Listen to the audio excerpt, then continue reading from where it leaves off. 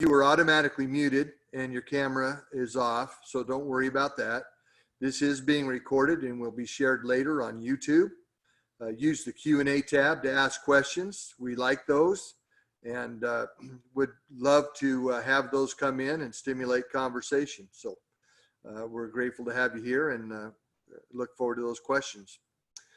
Tonight's waterfowl workshop is waterfowl hunting opportunities in Southern Nevada. We've had some requests for some information on some of the northern parts of the state. This workshop actually started out as a joint effort with U.S. Fish and Wildlife Service here in the southern part of the state. So that's our focus, although we will have some information as far as some names of places you can go in the other parts of the state as we go along. My name is Doug Nielsen. I'm the Conservation Education Supervisor for the Southern Region here out of Las Vegas. Joining me tonight is Rob Vinson. He's the manager of the Pahranagat National Wildlife Refuge in Alamo, and he's going to present a little bit about the wildlife refuges. Before we get started down that road, however, what I would like to do is just go back. These workshops actually started as about a 5-hour block of time on a Saturday 3 years ago, and we covered topics in a breakout session, and then we would rotate participants and move to another breakout. And with the COVID-19 and restrictions on gathering, we weren't able to do that last year, so we've gone to this series of workshops, and there's 4 of them. One of them, the first one, was Regulations 101 and Ethics of the Hunt, and that was presented by Martin Olson. That was followed the next week by a workshop on waterfowl ID presented by Jess Brooks from the Nevada Department of Wildlife here in the Southern Region, and she was joined by Rob Vinson from the Pahranagat National Wildlife Refuge on that presentation. The third week and the third workshop was Hunting Tactics, and that was presented by a volunteer who's very knowledgeable about waterfowl hunting in general, as well as especially in Nevada. And that was Ruben Aquino, and just did a great job on tactics and some things to consider in preparing for your hunt. And that's one that you want to watch. And then, of course, tonight is basically hunting opportunities in Southern Nevada. And you can find these on YouTube. They'll be posted on YouTube, so you can go back and watch those. And before the season, even during the season, it'd be great to go back and revisit those, especially the ones on regulations and waterfowl ID and tactics, because there's a lot of great information in those. So tonight, right now, what we want to do is just kind of give you an idea of places that you can go to hunt waterfowl. Like I say, this does have a Southern Nevada hue to it because this is where this workshop originated. But we'll give you a little bit more information later on some places to the northern part of the state. So first of all, you need to understand that, of course, much of Nevada is public land. And here in Southern Nevada, some of those public lands, places that you can hunt, where you can just pick a place and go, is the Virgin River. And the Virgin River, if you don't know that, let me pick up a laser pointer here, sits right here going into this corner of Arizona. And the Virgin River comes down and feeds into the top part of the Overton arm of Lake Mead. And there's some places along there where you can hunt. It's a lot of jump shooting. There's some private land, so you need to be careful there. But there are there is some places you can go that you can hunt there. Another thing that a lot of people overlook, and this year it's probably going to be a little tight because of how dry we've been, more than 140 days without any measurable rainfall in Southern Nevada. But on those years when we're a little wetter, you can find some of these old stock ponds out here. If you come out here in the desert areas in here and in here where they used to run cows, or maybe they still do, but those stock ponds will be a place where as waterfowl are migrating through the state, they'll stop and hit those stock ponds, and you can probably jump shoot a couple of ducks off one of those and then go move to another. We had a gentleman who was a game warden here for his career, and that's one of the places that he always recommended that guys go out in some of these desert spots, these valleys, and find those stock ponds and mark them on their map, and then go hit those during the waterfowl season periodically to catch some of those ducks. The Lake Mead National Recreation Area, we're gonna go over that in more detail. That, of course, sits right down here. And even though it's a national recreation area, hunting is permitted. And I'm going to give you the details on that in a minute. We have 3 wildlife management areas: Waney, Kirch, starting at the northernmost; Pittman, which is just north of Alamo, actually in the town of Hyco; and then the Overton Wildlife Management Area, which sits right down here at the southern end of the Moapa Valley. And then we have 2 national wildlife refuges that permit hunting here in the southern part of the state. One of those is Ash Meadows out here towards Beatty, north of Pahrump. And then the other one is the Pahranagat National Wildlife Refuge, which is in Alamo, south of Pittman. So in that valley, you actually have 2 places that you can hunt there. And we'll go over some of the information on these as we move forward. So let's talk about the Lake Mead National Recreation Area. Lake Mead National Recreation Area was established in part to preserve the recreational potential of the area, which includes the traditions of hunting, fishing, and trapping. The harvesting of wildlife in the recreation area is carefully regulated with state partnerships to ensure equilibrium between wildlife and their habitats. Now, in other words, what that's saying is that you can hunt in portions of the Lake Mead National Recreation Area, and some people don't know that.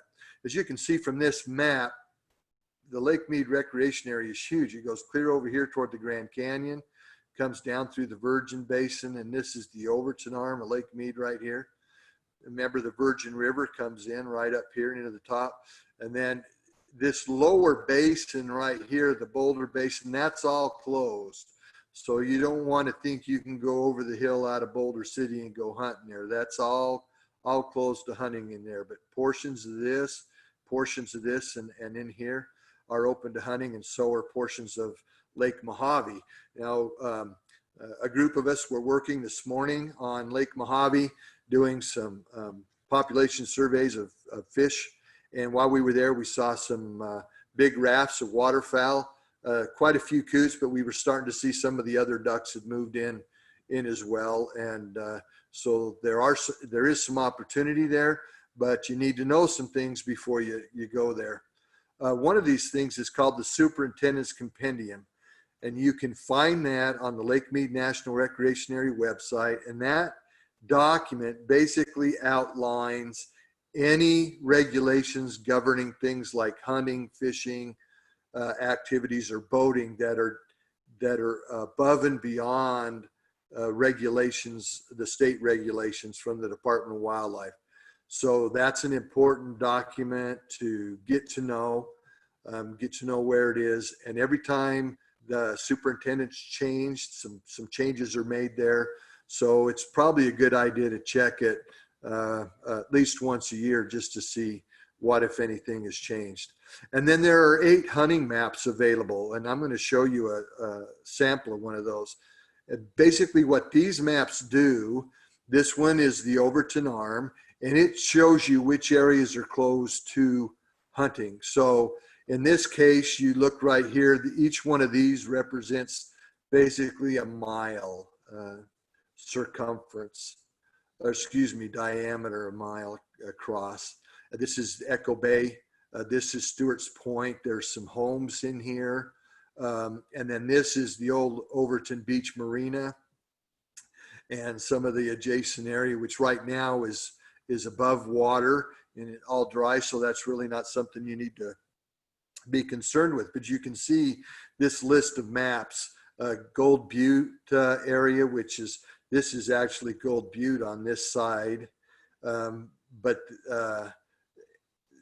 this area along in here, there's some hunting allowed, and these maps will show you Virgin Basin, Temple Bar area, Pierce Ferry, and Gregg Basin. Those are all upstream. Hoover Dam below, and then Lake Mojave North and Lake Mojave South. All of those are available at the Lake Mead National Recreation Area website. And I would recommend, if you are thinking about going out there to hunt some waterfowl within the Lake Mead National Recreation Area, that you have those maps so that you know where you can and where you can't go. Now, there's some things to remember anytime that you go out to Lake Mead National Recreation Area to hunt. All hunters must carry a state hunting license for the state where they are hunting. Now, keep in mind that Lake Mead National Recreation Area is a interstate facility, so you're going to have Nevada and Arizona in there. So, but you want to have one of those state hunting licenses. Obviously, we hope you have one from Nevada. Firearms may be discharged only to hunt. There's no target shooting inside the Lake Mead Recreation Area, so you can't go out and throw some clay pigeons or anything to warm up. You can't set up an impromptu target range. So only when you're hunting can you discharge your firearm. You may not have a loaded rifle or shotgun in the vehicle. That's a no-go. And firearm is loaded when a live round is in the chamber, so it mirrors Nevada statutes. So make sure that your chamber is empty anytime you're moving in a vehicle or moving your boat, so that you don't run into any issues there. Motorized vehicles may operate only on designated roads, and they have to be licensed to operate on highways. In other words, they don't allow off-highway vehicles inside the recreation area. So you have to stay on designated roads. They take that pretty serious. Some people decide they want to test that every year, and it's a rather costly choice to make. So no OHV. I can't even talk tonight. No OHVs, and only on designated roads, and no cross-country travel. Okay, tonight, as I mentioned, we're going to highlight specifically 3 management areas: the Kirch Wildlife Management Area, the Key Pittman WMA, and the Overton WMA. Here's some things to remember with the wildlife management areas. No or non-toxic shot only for all species. So you're going to go to the management area, non-toxic shot. Nothing larger than standard size T in use or in your possession, and your shotguns need to be plugged. They have no more than 3 shells, including the chamber and the magazine. That's a big one. So you want to make sure that you follow that. You can use decoys on the management areas, but you can't leave them set up between 9 p.m. and 3 a.m. So they have to come off each night and then set them back up the next day. All right, let's talk about Kirch. Kirch is a neat place. The first time I saw it, I just remember driving down the highway and it looked like typical Nevada scenery. And I came around a curve near Gap Mountain, and looking out in the valley floor was this oasis out there. And it's 180 miles from Las Vegas via Highway 93, and then take 318 near Hyco. There are 5 reservoirs, although probably most of the hunting is going to occur on a couple of those, but there are 5 reservoirs. It's 14,815 acres, the management area. And basically, you have the potential to see 24 species of ducks, but the most common ducks are going to be canvasbacks, widgeon, pintails, gadwall, and teal. Early in the season, a lot of teal come through there on a normal year. And then geese, you'll see Canada geese would be the most common, but then you also have the potential to see some snow or Ross's geese, perhaps some white-fronted. But you can see from this circle, the old timers call the area, this is where it's at. The old timers call it Sunnyside. The management area sits off here in the down on the valley floor. From downtown Las Vegas to there, it's about 200 miles, a little less than 3 hours, right from the downtown if you follow the speed limit. But it's a nice facility. And the other thing that you can do up there is you can also fish. There, In the fall, you're going to have trout before it gets any ice. You might early in the season, if it's still warm, be able to pick up some bass, maybe some crappie in there too. So you can do both while you're up there. It's open all days. You don't have to have any reservations, and there's no assigned blinds. If you set up an impromptu blind, you need to bring that down at the end of the day. And the rule about decoys, nothing from 9 a.m. to or 9 p.m. to 3 a.m. So you can do that. But this map gives you a little bit of layout. Adams McGill is a real popular reservoir because it's kind of modeled with tule beds and breaks up the water quite a bit. Cold Springs and Hay Meadow, some of the guys tend to hunt near the dams, and so they fish off the dam and wait for birds to fly by. The next one is Key Pittman, and this is named after Senator Key Pittman, who actually was one of the co-sponsors of the Wildlife Restoration Act, Pittman-Robertson Act in 1937, that funds much of wildlife management in the United States. This is out of Hyco, Nevada. It's 110 miles from Las Vegas via Highway 93 and 318. This is the junction. If you take 93 this way, that'll take you to Caliente. So you want to make this little jog and then catch 318 right here. There's a little reservoir right here called Frenchie, and then right up out of Hyco at the main body of the management area is Nesbitt Lake.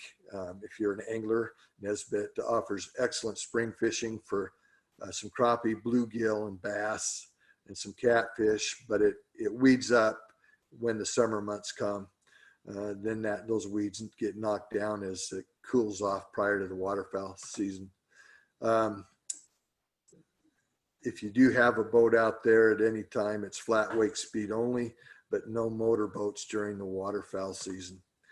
The whole management area is a little over 1,300 acres. About 632 acres of that are wetlands, and then have about 700 acres of upland and scrub area. Again, about 24 species of ducks is what you have the possibility of running into during the waterfowl season. A lot of what you'll see are canvasbacks, ruddy ducks, redheads, and teal. Get quite a bit of teal in there. And then geese, mostly Canada geese, but you might run into some white-fronted Ross or snow geese in there a little later in the year. As far as waterfowl hunting goes, it's the opening weekend of the earliest opening waterfowl season, and then odd number days thereafter, and then the closing 2 days of any duck or goose season, and any youth waterfowl season for the southern zone as designated in statute. The maximum hunter capacity on the area is 55, but the only day that reservations are required is for opening day of the general duck or goose seasons. And those, you make those reservations through a drying process, which takes place in late summer. And then once opening day is gone, then you can come and go on those odd number days through the season and the closing weekends. There are no assigned blinds. There are up here at the upper end of Adams McGill, there are some blinds that are built out there, just a handful of them. Most of it, there aren't any blinds. And so you do have the flexibility to go where you want. Last week, Ruben Aquino talked a lot about the importance of scouting and getting an idea of how the birds fly, how they use the water, where they're setting, and to then be able to make your adjustments to what the birds are doing. And Key Pittman Wildlife Management Area and Kirch Wildlife Management Area facilitate that type of a hunt. Overton's a little different, and I'll explain that to you in a minute.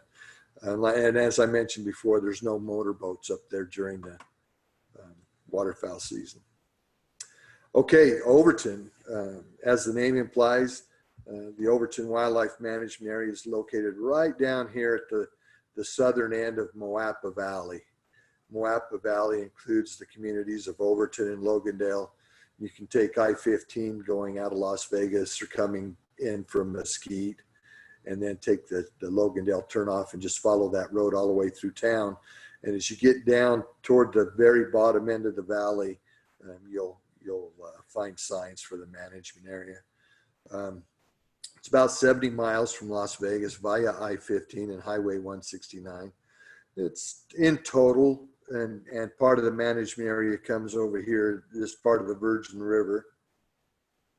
And over here, it's just under 18,000 acres of wetlands, bulrush uplands, and cultivated fields. Right now, you can't have vessels anywhere. The only time vessels are permitted is when the water's up in Lake Mead, the very southern end of the management area down in here. There are some water blinds where you can come in from Lake Mead and hunt. But right now, all of that's well out of water. So just right now, the blanket is no vessels on the management area. Ducks, basically 22 species of ducks will come through here. Pintails, green-winged teal, mallards, and ruddy ducks. You'll also see some cinnamon teal and redheads early on in the fall. Geese, mostly Canada geese, although you might see some white-fronted Ross or snow geese in there as the season progresses. Overton probably is the most complex management area we have as far as getting on to hunt, because it's so close to Las Vegas and the demand for its use is so high. We have a reservation system all season long, and we have an assigned hunt location. So let's start with when is hunting permitted for waterfowl out there. Opening day of the earliest duck and goose seasons, and then even days thereafter, and then the closing 2 days of any duck and goose season, and then during any youth waterfowl hunt. I'll take time to do a little commercial. We won't be able to do it this year because of some COVID restrictions that we have, but hopefully we can get back to it in 2021. We have an activity we call Ducks and Donuts. We go out there about 3:30 in the morning. We start getting coffee ready and cocoa ready, and we have ducks for the youth hunters, and then they go out and hunt. And then last year we added a breakfast for them where they could come in, and then we have some prizes that are donated by organizations who are really support the youth hunts. And so that's something that we'll look at doing again in the future once the COVID pandemic and related restrictions are lifted and we're able to move forward. As I mentioned before, reservations are required all through the season. Opening day and the first, it's opening day, and I think the second day, you have to have reservations. And those reservations, as I mentioned before, those are taken at the end of the summer to get everybody ready to go. And one of the things you'll look at in this map, you have several ponds, Pintail Pond down here, Center Pond, and each one of these little numbers that you can see represents a blind. Now, the availability of blinds depends on if we've had any flooding or damage done. One year, not too long ago, we lost a lot of these blinds along here to a major flood event. We were able to regain several of them, but at the start of the season, we lost those due to a flood event. So anyway, you can kind of see here's Honeybee Pond, and there's 4 blinds on it.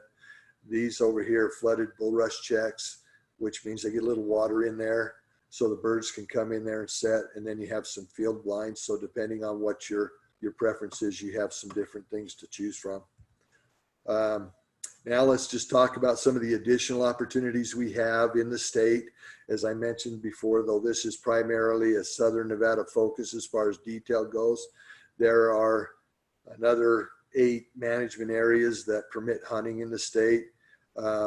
As we look kind of to the northwest of Las Vegas, you have Alkali Lake, Mason Valley, Scripps, Fernley, and the Humboldt Wildlife Management areas. Then over on the eastern side of the state, you have Franklin Lake, which is north of the Ruby Marshes, which we'll highlight a little bit later. But Franklin Lake Wildlife Management Area, then the Steptoe Valley Wildlife Management Area, that's Cummins Lake. That's up just outside of Ely.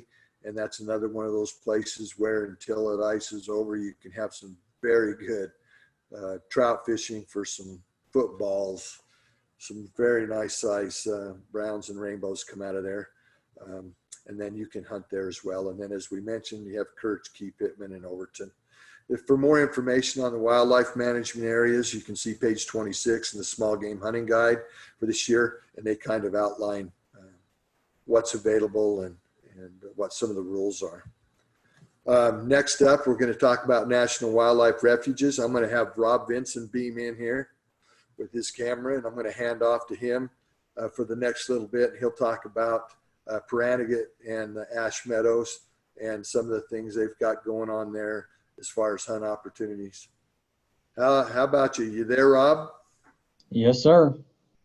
All right. Well, I'm gonna shut my face off here for a minute and let you do your thing. All righty. Thank you. So the two national wildlife refuges that we have in southern Nevada that allow waterfowl hunting are Paranagit National Wildlife Refuge and Ash Meadows National Wildlife Refuge. So when you go out to the refuges, make sure you do your background on the rules and regs of the refuge. Similar to the national parks, the refuges have more restrictive regulations. So get online, get on the websites and pull off the hunt brochure for Paranagit and check out Ash Meadows. If you have questions, you can always call the refuges and talk to the refuge manager or some of the visitor services people that are there, and they'll be able to help answer some of the questions that you have. There's some of the things to think about before you go on the refuges. The refuges are all non-toxic shot for all species. So, for example, if you are out dove hunting on Paranagit, you still have to have non-toxic shot. So non-toxic shot for all species. Shotguns can only hold no more than 3 shells. And for Paranagit has a no more than 25 shell shot limit in your possession or in your vehicle starting October 1st.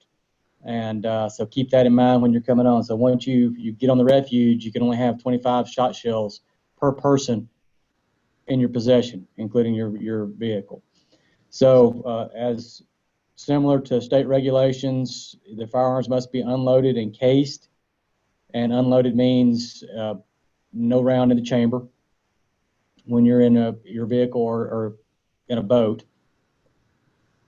So if you take a look at the map at Paranagit, we're about 90 miles north of Las Vegas on Highway 93. We're about 5,300 acres. We're not a big refuge. There's portions of the refuge that are closed to hunting. So you got the Middle Marsh Complex, you got the Lower Lake Complex, or the two primary waterfowl hunting areas on the refuge. All the other places are closed for waterfowl hunting or migratory bird hunting. So the two complexes, Lower Lake and Middle Marsh, has a combination of open water hunting. Lower Lake is a natural lake, it's an alkali lake, and Middle Marsh is more of a emergent marsh where you have like cattail bulrush stands that are in there. Some of it can be a little dense in places, so it's good, like Doug said earlier, go out and scout, see what the place looks like. It's very popular for the hunters, the Middle Marsh and the Lower Lake areas. So again, scouting before you show up, and also if you're scouting, you'll be able to figure out where you have the ability to hunt. The hunting in the refuge here at Paranagit can be a little tough. You got a long walk that you have to make. Like if you're hunting Lower Lake and you want to hunt, say on the north end, you may have anywhere between a quarter to a half-mile hike across either thick bulrush or out in the middle in soft mud. Similar to Lower Lake, Middle Marsh, we have access road that goes around that's people like to hike around and enter the marsh into that. But again, there are certain places that you have to bust through the bulrush to get through. So, don't plan on getting there at 4:30 or 5 in the morning and trying to get out and find a spot, because it could be difficult. So again, I can't stress going out and scouting enough. So some of the birds that you will be in contact with that are common on the refuge are green-winged teal, mallard, pintail, widgeon, redhead and canvasbacks later in the season, ringnecks, we got ruddy ducks, and we also get a fair number of bufflehead that'll come on place. We do get a few Canada geese, but they leave or go up into the non-hunting zones, so they don't really frequent the hunting areas that common. So you have a blow up of go back one. So this is a kind of a blow up of our hunt brochure map. It kind of gives you your middle marsh unit and your lower lake unit, gives you an idea of where the primary hunting areas are for hunting on Paranagit. So Paranagit is open starting October the 1st to hunting on Tuesday, Thursdays, and Saturdays. So we're closed on all the other days except for Tuesdays, Thursdays, and Saturdays. And keep in mind that we do have a split in early October that falls on a Tuesday. So look at your small game guide, find out when that split is. I believe it's on the 27th, but don't quote me on that. That will be closed. It's closed. The entire zone is closed. So keep that in mind when you're planning on coming out or when you're thinking about trying to schedule a hunt. You can have temporary blinds, but they have to be removed daily. Can't leave them up. You can't bring in exotic species on the refuge, so you can't go out and cut a bunch of California palm fronds from your trees and bring them up and use them here. They have to be something that's already like bulrush or something that's on the refuge that's legal to actually take. So you can't harvest trees or can't cut trees, but you can cut the bulrush and things like that. Or you can bring in your own blind and set up a temporary blind. So again, can't stress enough to get online and download that hunt brochure and print it off. That way you have it with you. It gives more in-depth rules and regs and everything. Hopefully that can answer some of the questions that you may have. So the vehicles have to stay on designated roads and they park in designated areas. And then with the drought being here, we don't know, how much acreage we'll actually have open for hunting. Lower Lake seems to be holding water fairly well. Middle Marsh may be a little shallower than it normally is, along with Wind Marsh.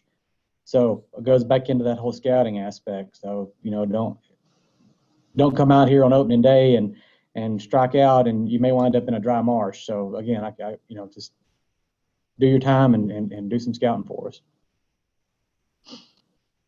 So Ash Meadows, it's over. It's our sister refuge that's over by California and Death Valley. It's Amargosa Valley. It's where it's located, just north of Pahrump. Ash Meadows has limited waterfowl hunting opportunity.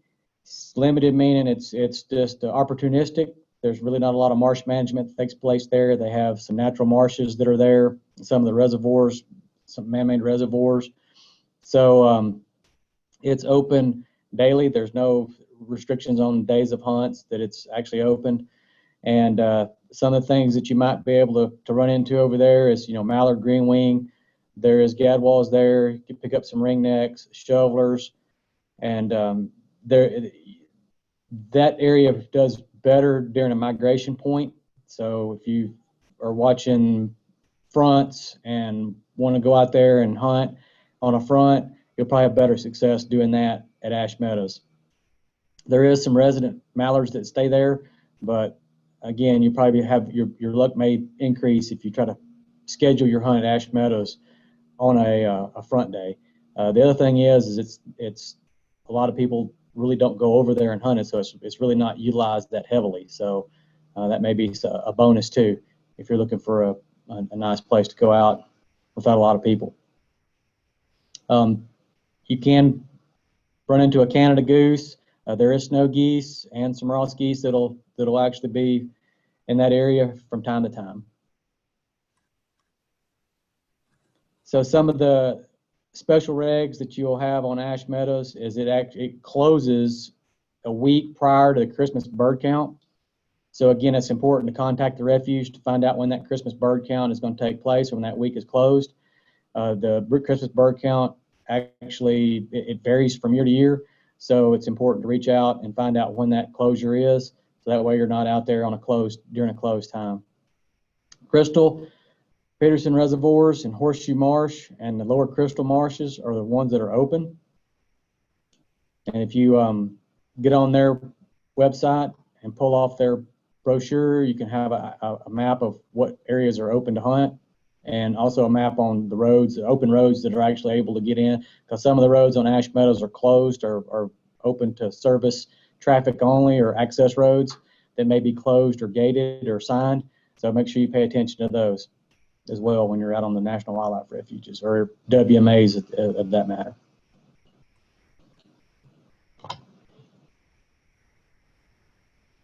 And that about covers it. We have a couple of National Wildlife Refuges that are in the north part of the state, the Ruby National Wildlife Refuge and Stillwater. Sheldon also, Sheldon's in the northwest corner. It's actually administered out of a different region than we're in here. But Ruby and Stillwater are great resources if you want to try to branch out.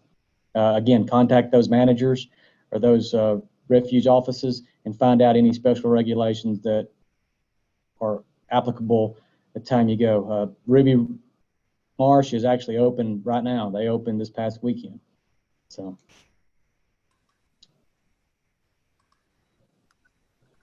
All right, I'm going to jump back in here, Rob. Rob, come back for a minute. Yeah. So you and I were talking just a couple of weeks ago, and you were talking a little bit about some of the birds that come through Pahranagat Valley and other parts of Nevada. Where do they originate and how do they get here? It's a good question. We're still looking at migration data on some of those. So we do know that a lot of birds that come through the Pahranagat Valley are hatched out. Birds saying like the cinnamon teal, green-winged teal, the pintail, some of the gadwalls, they originate around Klamath and in Idaho, and they come straight down that line that's right on the border between Utah and Nevada, come straight down to us, and then they turn and go down into the Imperial Valley, and then either some, like the cinnamons, will continue on down into Mexico City, or they J-hook around and go into the Central Valley of California. Overton, we are just starting to do some evaluation and sampling on Overton, but it appears Overton is on a different flight corridor. And flight corridors are different than flyways. Flight corridors are individual corridors that are in a Pacific, the Pacific Flyways as an administrative unit. So those are coming down probably more of the Virgin River from, say, the Great Salt Lake, and they come down that river system and then wind up at Overton. So it's interesting that very few of the birds that we are monitoring at Pahranagat wind up at Overton.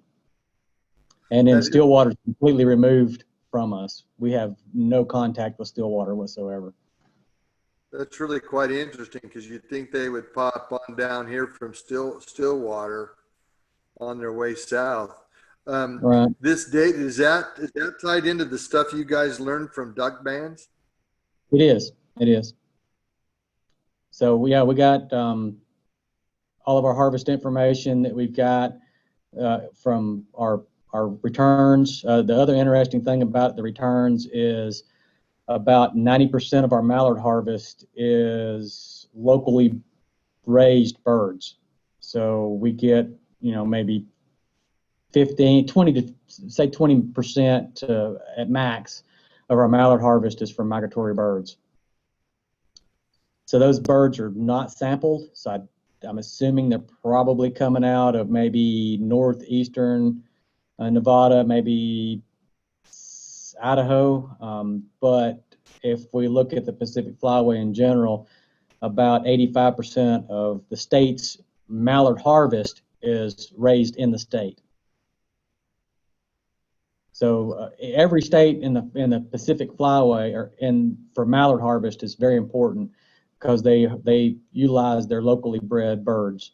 So that stresses the importance of having a good nest success. Unfortunately, this year our nest success for mallards is not that great. So I'm not sure what to expect with our mallard hunting this year. Yeah, it's kind of interesting that way. Sorry, my phone decided to ring right in the middle of this. I was doing some research here just a couple of weeks ago and looking at harvest data, and the mallards actually comprise the largest number of ducks that our hunters take each year. So we can see the import of mallards, as you say. Yeah, our local mallards are like gold. No pun intended for, you know, the mining or anything, but that's our feathered gold, because what we harvest here are bred here.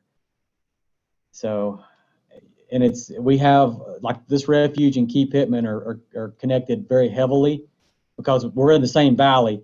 But when the mallards actually at Key Pittman start hatching, when they get fledged, we start seeing more juvenile flying mallards here, which means they were raised either at Kirch or at Key Pittman.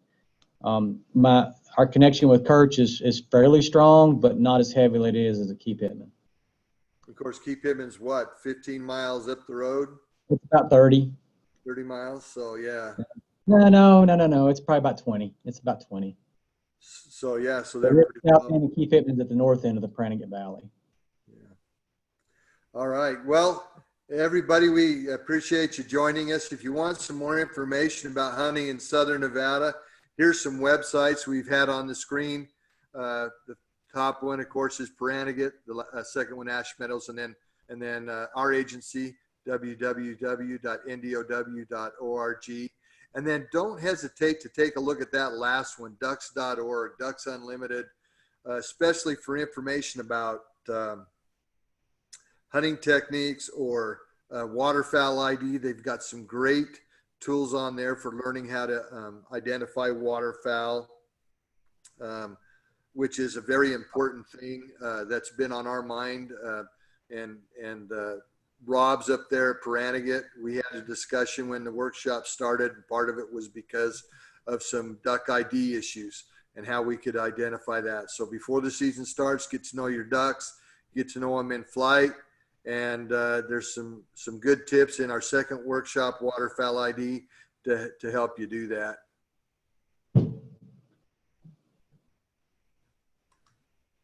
All right. Thank you for attending this Nevada Department of Wildlife workshop and supporting our conservation education programs. If you'll just take a couple of minutes to fill out the survey as you exit the webinar, that would be great. And once again, I just want to remind you of the 4 workshop package. The first one, Regulations 101 and Ethics of the Hunt.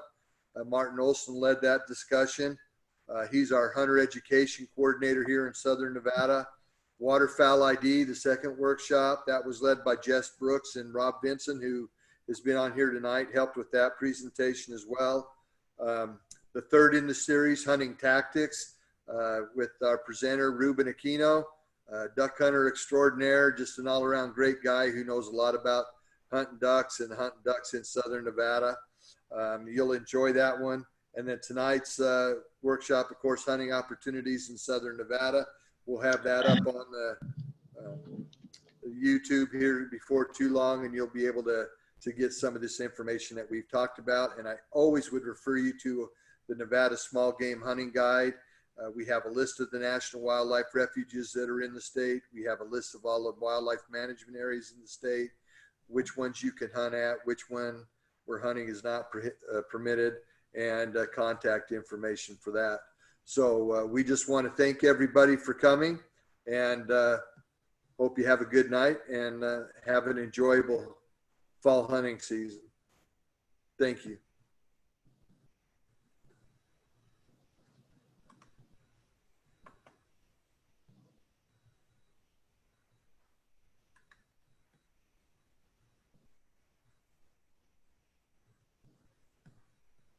Okay. I hit end the meeting. Does that mean that it quit broadcasting?